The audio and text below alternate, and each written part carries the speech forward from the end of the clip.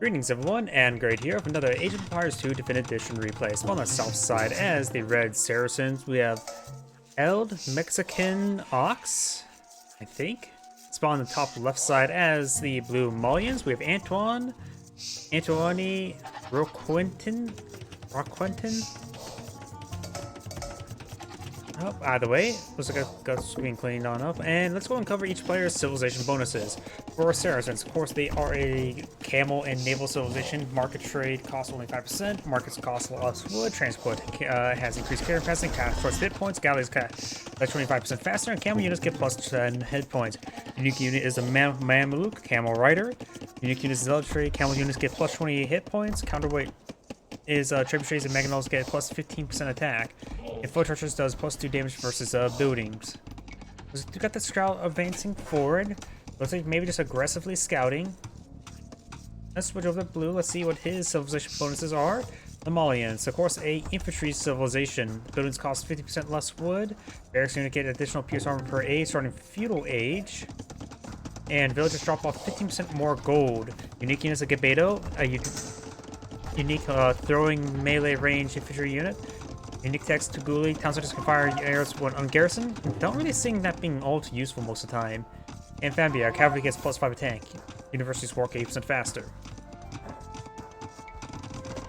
Down here we've got this scout of moving around. Looks like both sides decided to eco up, and now we've got a bit of a militia rush for blue. With the militia rush, now feudal age, getting out his man-at-arms. We got a man-at-arms timing rush. What does red have for defense? That is blue. Red just got his own feudal age now. I hear it looks like the scout getting some slices on in there. Does manage not to get the wall there in time, and there's the man-at-arms. Now the point of view. Science doing a great job of body blocking his villagers. The scout, however, seeing quite a bit of fire there. One villager does go down for red. And we could see this. There's an exposed villager here. Looks like he's going to be hunting him down. Villager's trying to shank the scout. Does shank the scout. And good man-at-arms hits there, but he may not be able to get the kill. Man-at-arms doesn't look the fastest unit. He does manage to stop the palisade walls there, and now he's sort of walled in himself into a corner. Man-at-arms have received a little bit of damage there, but nothing too significant. Up north, got Red Scout. Does admire that mud barracks. And now we've got the man-at-arms trying to hit down this palisade wall there. We've got a house being blown out with its glorious -1 armor. And looks like I forgot to change my setup for... There you go, much better. Villager does go down right there, very nice.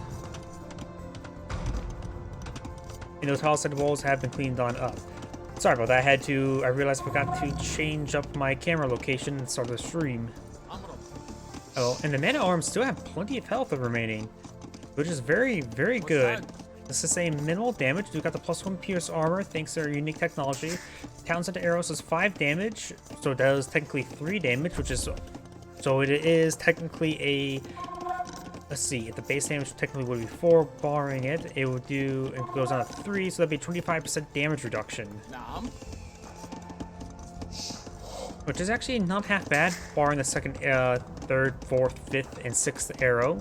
It's the primary arrow that does that damage. Do you know how these archers spawn in the field? The archers have 4 attack damage, so that extra pierce armor from the civilization bonus will absorb an extra shot there, reducing the damage output of those archers by 50%. No. So it's going from 3 to 2, so there's a reduction of 33%.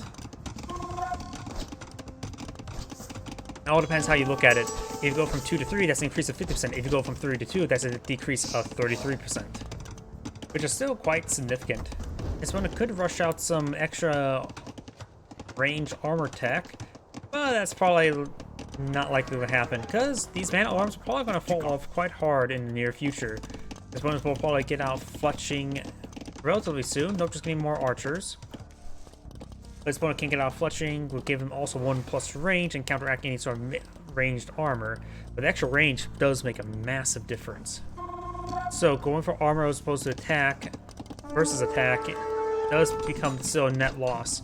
Looks like good hits there on the scout cavalry, which sustained quite a bit of abuse.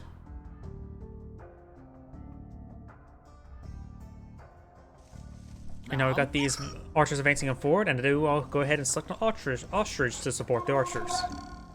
We got a patrol move there. It's a desert, so maybe this is the Mojave Wasteland. Patrol in the Mojave almost makes you wish for a nuclear winter.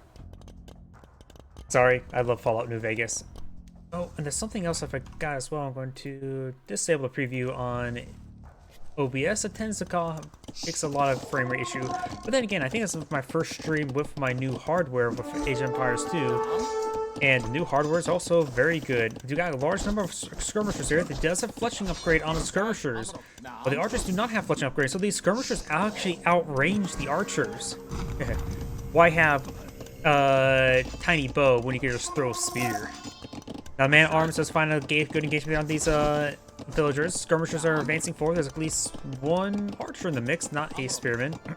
There's a spearman.